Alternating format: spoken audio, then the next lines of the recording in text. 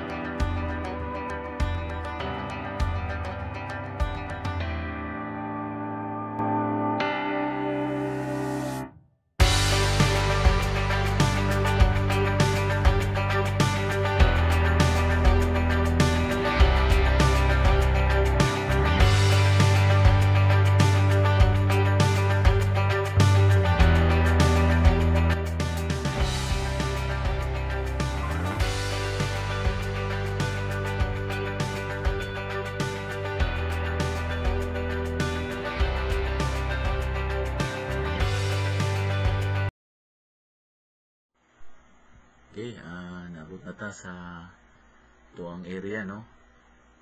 So pagsulod pa lang nimo sa gate daatang na to ang mga native chicken. So time po niya mga 4 almost 4 o'clock. So tigpakaon na niron sa manok no, nagahulat na sila pag naay makita nga tao.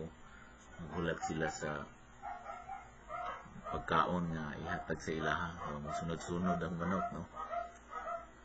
So ito ang farm worker diri ready na ni sa pagkaon sa ilaha. So, wala gitagahatag og feeds diri kay naka buyan lang man ni sila, naka range lang. So atong pagkaon diri is itong gihammer nga mais o putay itong lubi o azola mo na to ang gimix para pagkaon sa ilaha. So nagpakaon na niron magtapok ni sila. Ang atong manok so kita ninyo dadala og balde sunod-sunod ni kini mga black mga sampen ni siya ang kining laing color do sampen gyapon ni siya pero mga off color nga sampen wala lang nako siya gikuha pa kung gipadako ug maayo na ang presyo sa merkado pwede na nato ni siya ilisan kay naa naman putay gasunod ani nga pure sampen na pud. So ang mabili na ni is pure black gyud. So padakon lang nato then baligyan nato siya per kilo or kung naay mo palit nga dressed chicken mo na to ang iserve. So ang mabilin na gid is mga pure black.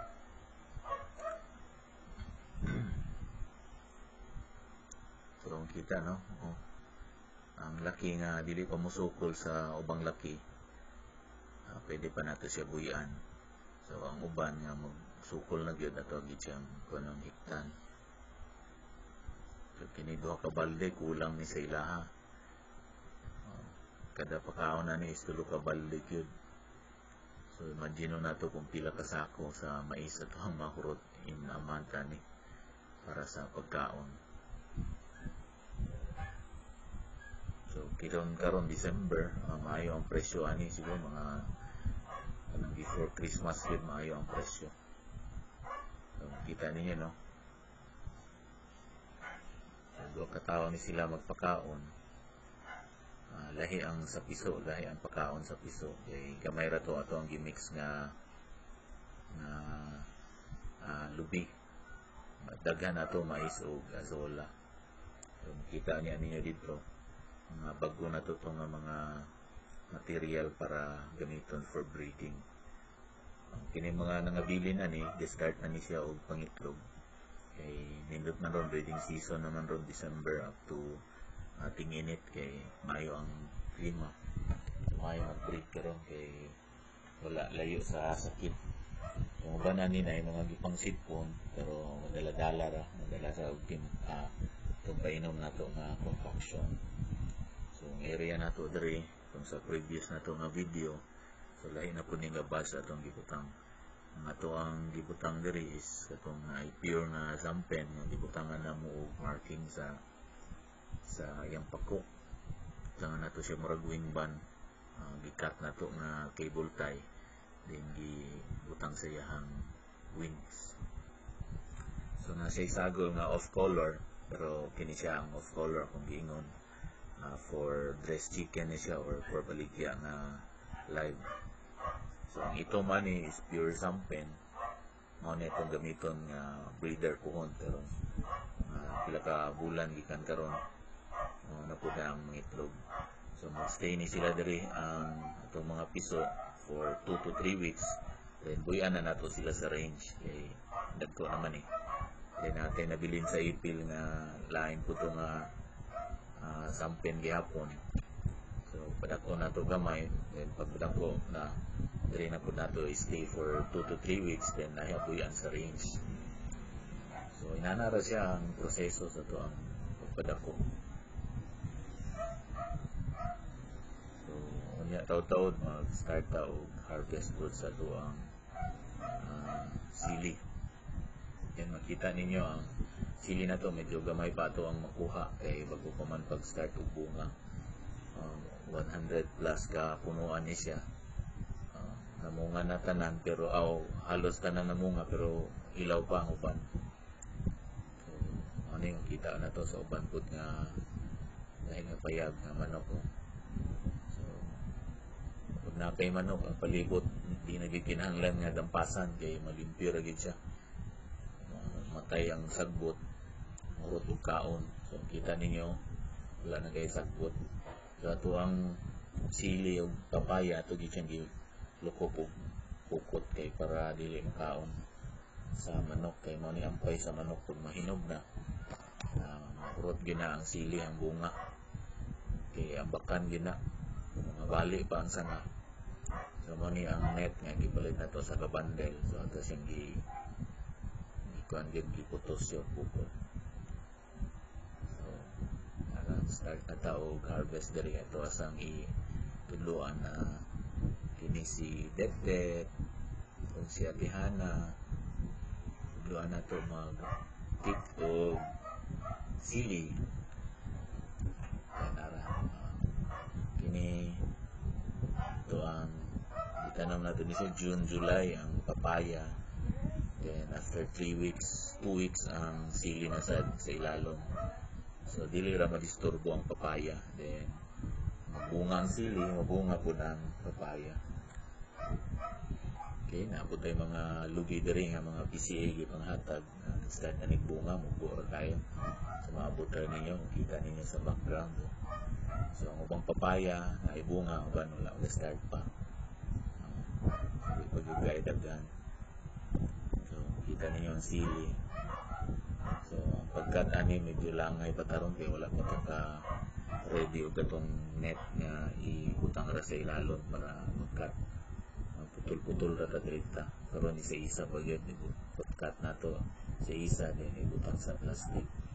Unlike katong kita namo sa uban na sila gihimo nga mura og igsalo sa maong bunga. So cut lang mo mahulog ra sa ubos pag kita po ninyo diri nga naanay mga kinan-an sa langgam. So mo nay share sa nature. So pag daghan langgam meaning ang area is maayo siya na mga other na mga hayop. So at least magtabang po ni siya sa pag-pollinate sa maong sili. So makaon nila ibang sa area nga asa sila mo tugdon.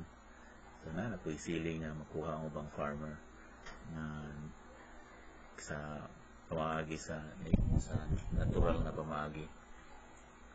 So nanira ito ang harvest sa sili. So kung gingon ko itong net nga sa ilalom matay maunong ko na sa busy pa bang good ay natay work. So makita ninyo diri ang ubang punuan daghan kayo o bunga atong pilihan katong mga matured na gid nga sili itong nag-red na or itong mga nag-brown. Okay, ang next balik na mo is pila ka adlaw pa kay naa naman tayo work. So kita na ninyo nindot kayo sa tanawon kay dagag bunga. So kung nani manok wala gid tayo ma-harvest ani kay doon gini siya ambakan ginis manok hantod mabali. So muna mo invest kita og ukot para na po tayo harvest. So ang langgam di man mahurot sa langgam okay ra na mga ilang share sa bantay kaon mo nagulod na siya. Kita ninyo kung inyong hilingon sa ilalon daghan siya bunga. So busy kay si Claudette o si Adehana first time nila mag-harvest. Buang wife po na sa ulikas na linya. Lilion sa ilalom sa kamera di kayo makita pero yung hilingaw na siya bunga. So kinatong ma-harvest ani mo na ito ang gamiton sa chili oil na ito na pinasagol sa ato ang lugaw kay gabiligyan ang deserve mong punta og lugaw diya sa sentro sa Ipil. So di na kayo mo palit og sili para sa chili oil. Napoy mo palit o kanang luto nga chili oil, pwede po ito ma-serve. Kung ayaw ang presyo sa merkado, last time 200, so nakabaligya po tagamay sa merkado. So, para nara po yung mapalit na lubi para pagkaon sa ito ang manok. Nara ang ito ang life diri sa farm. Palita o pagkaon sa manok mananong. So ato ang sili 100 plus kapunuan pila pa lang ang na-harvest.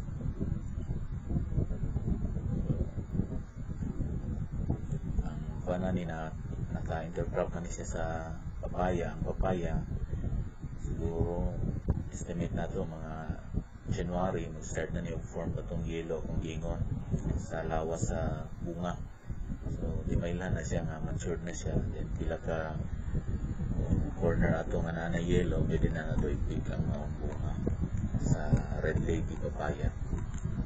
So pila na namon nga batch sa red lady ka second or third na ata ni batch sa red lady papaya pagtanom.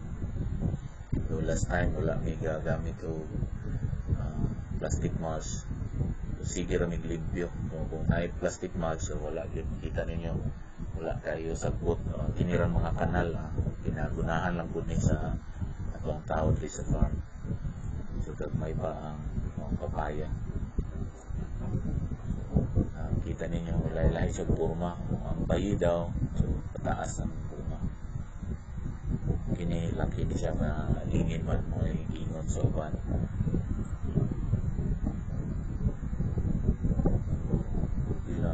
almost 100 po data ni kapunuan ng papaya nga nag-start na bunga din sa pikas line po na po dito. So mo to ang pag-harvest no karon na niyan time pauli na to. So next week na po pag natay time prepare na po ta og video no. So thank you kayo sa inyong time. Sunod hinaot na sa sunod na to nga pag-post sa mga videos inyo gyapon ning basi na mo makuha nga mga pamaagi sa farming nato nga style diri sa atong pananom. So daghang kayong salamat and mayong adlaw sa atong tanan.